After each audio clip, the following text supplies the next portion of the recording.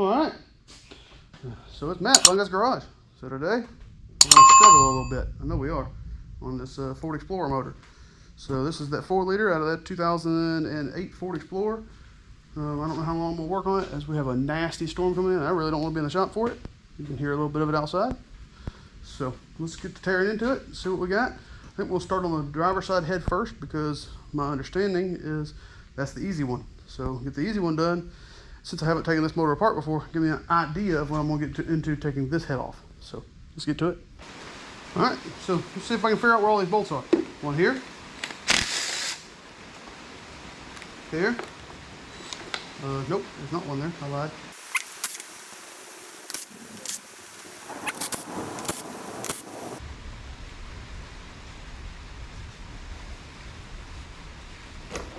Huh, they were all loose. They didn't want to come off.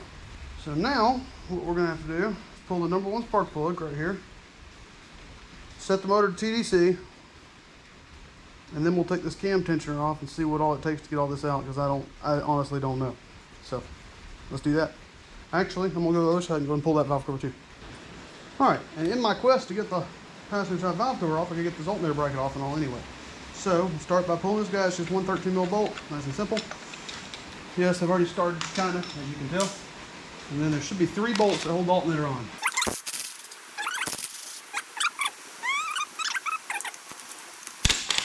There she is. Oh yeah, this is gonna be heavy.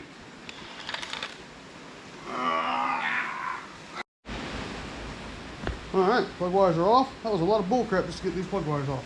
I'm sure you could really weasel them through, but it didn't look fun.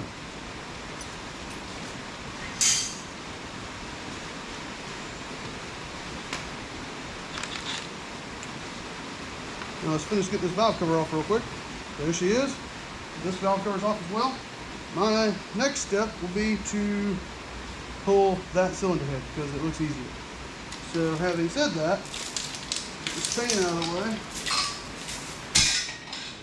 way. And we will go ahead and pull this fuel rail off, which should be 10 millimeters all the way around. Alright, your original tug. Okay, that wasn't what I was trying to do. You've heard original tug. Okay, that wasn't what I was trying to do either. Guess we'll be replacing all those O-rings. Ah, getting wet. Spark plugs are next because we're going to keep those. 1.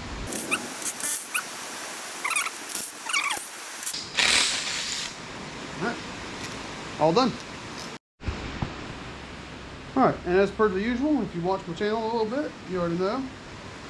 I don't use a screwdriver, I use a McDonald's straw. Get on the spark plug hole. And then we'll rotate the motor over till we're at TDC.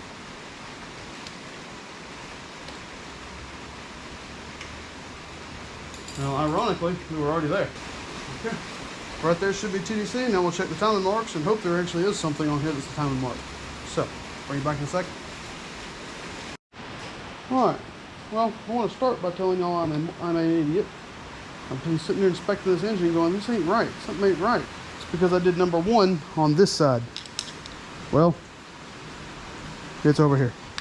So, and the reason I noticed that is because I got to looking at the crankshaft pulley thinking, I know there's got to be a way to tell the timing marks.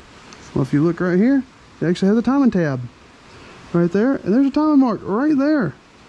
How hard is that? Set the mark and the line together and you're good to go. So now this cylinder is all the way at the top like it's supposed to be. See? There you go, all the way at the top. Now, I don't have all the special tools you're supposed to have. You're supposed to have a locking key and a sprocket holder and a blah blah blah. I don't have none of that. So what I've determined, if you look right here, there you go, look at that. Set the camshaft, it's parallel with the back, and if you look, I'm going to move my hand, the mark should be down to the bottom, see that? Let's go to the other side over here.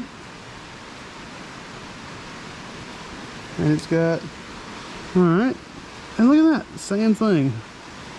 Mark should be at the bottom. The notches are not in the center, they're lower than center, see? If you lay this across, it's less than half. So it's towards the bottom, and it's parallel with the head right there. So that's all we need, is the cams to be parallel with the head when we're done. So, having said that, let's take it apart. All right, I'd like to take a quick brief intermission on the current project we're working on, just to ask y'all to like, share, subscribe, and leave us a comment on the videos, as it helps the channel grow and lets me know what y'all like and don't like about the videos, as well as when you leave a comment, I'm guaranteed to reply, because I reply to every comment left in the videos. So there you go. Let's now return to our current project. All right, don't sue me for this, but we're not biting on the cam lobe. We're biting on the grab. I don't have an open-end wrench big enough to fit. Everything I have is boxed in. So this should be a standard right-hand thread. So left hand loosens, right hand tightens. I talked to a friend of mine, and he told me that the other cam is a left-hand thread or a reverse-hand thread. So let's see.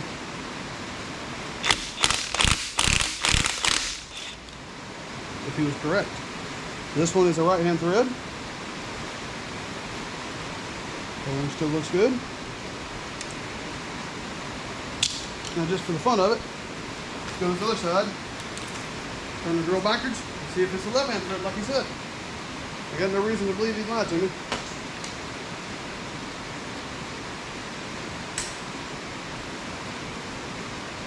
All right. Going backwards. Here we go.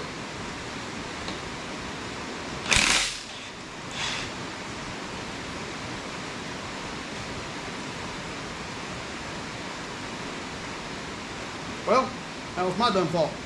He didn't lie to me. I was going the wrong way.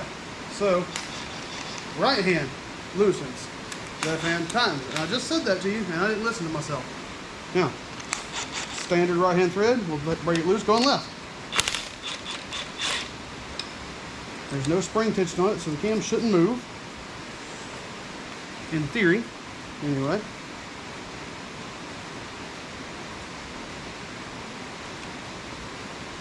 And we'll run a zip tie around this to hold it tight and keep everything where it's at. That way all I gotta do is cut the zip tie, pull it back up, slide the cam back on, the gear back on, Let's see how that's gonna work real quick. Well, I managed to break my hand and my finger. Not really break, but break. I'm not gonna show you that on camera because it's pretty disgusting. It hurts. But here's the short. This is the bolts we need. Allen socket we need. I'll get a 1/2-inch drive one that fits really good, because my socket doesn't fit very good, and I'm afraid I'm gonna strip them. So they are stupid tight. I'm guessing 150 foot-pounds. So maybe more, maybe less. I don't know, but give or take, something like that. So tomorrow I'll get that, and then we'll be able to take this thing apart. All right, I think the camera died right there at the end of the video yesterday. Either way, not a big deal. All it boils down to is, it's not so bad today, but split the nail, broke the fingertip. It'll be all right. It'll survive. Not the first time, and it won't be the last, I'm sure, working on cars. But the whole point here is not everything's as simple as some people make it look. So here's the deal. Here's what we got. Which I need to go back in and retighten that up, it looks like. So I went to the store, bought a 1/2-inch drive Allen head socket to fix our problems with. So now, there you go. Easy said, done. Got them all broke loose. They are stupid tight. Like I said before, 150 foot-pounds would not surprise me at all. Now we got 2 of these star-headed bolts down here beside the timing chain.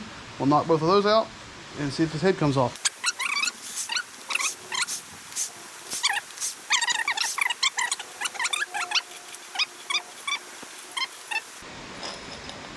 Head bolts. So I got all the head bolts out. I've already pulled these 2 star-headed bolts out. They're just 2 long little stars. There they are. Right here. There's 2 long star head bolts. They were only torqued in at probably 25 foot-pounds, give or take. Now, the question is, can you lift this head up without taking the cassette out? So, I don't know the answer to that question. Let me see if I can get this chain off, because it'll be the next causing problems for me. And my phone's ringing. Bring it right back. All right. So I pulled the timing chain off. The chain that was on the back of the motor off. Just make sure there's nothing left attached to the cylinder head. Attaching it to the block. I don't see nothing. So if all goes well, and I move all my tools out from in the valley right here, we should be good to go. So far so good. We're walking out. We'll grab her by the camshaft right here. Lift her up.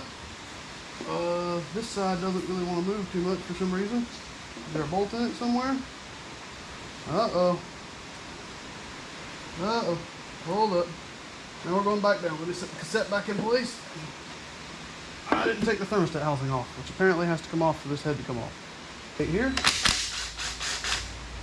And I believe this one here. That thing should come free. Now let's try again to get the cylinder head off. Should lift straight up this time.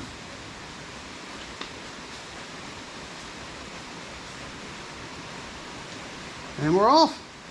All right. There you go. Here's a water port, and here's a water port.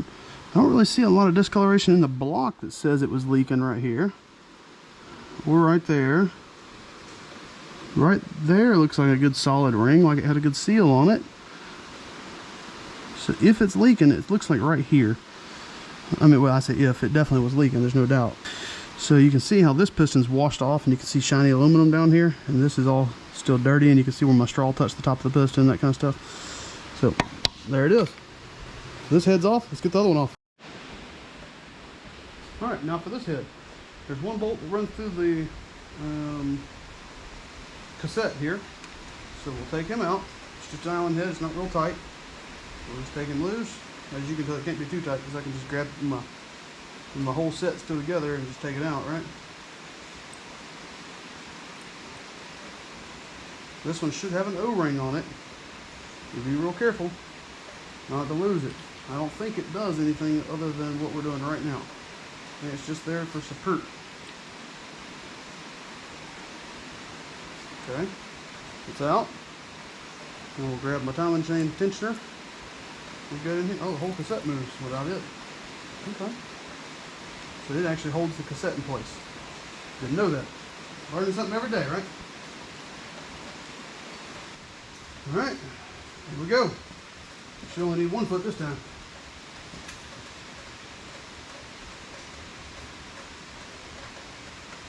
Ah!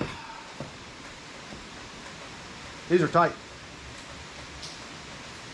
Very tight. Ah! That one wasn't too bad. Alright, so now, if all goes as I think it will, all I have to do is lift up and kind of guide this chain around as we go. Let's do it.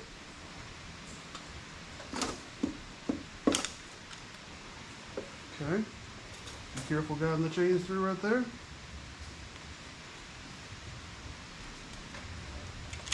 There she goes.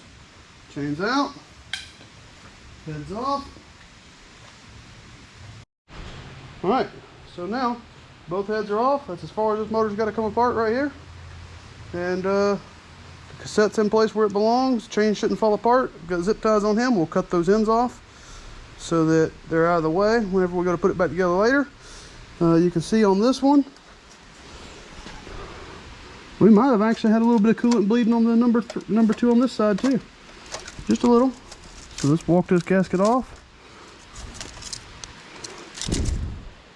Just like so. Hang it right here on the dipstick. Yeah, see if you look right here, this one's washed too. So it may have very well had some coolant bleeding on both sides. That one looks washed too. No way. Yep. Got a little wash action going on that one too. The other 3 look, there's nothing wrong with them, so I don't know. Alright, so we'll take the heads, have them checked out. And I've got a brand new gasket kit for it already and head bolts here for it already. So all it is now is going to be put it back together and put it back in the truck. So let's I'll clean up all this trash and all, which you won't want to watch that, air blower and all that. And I'll clean the head surfaces up when we start the next video.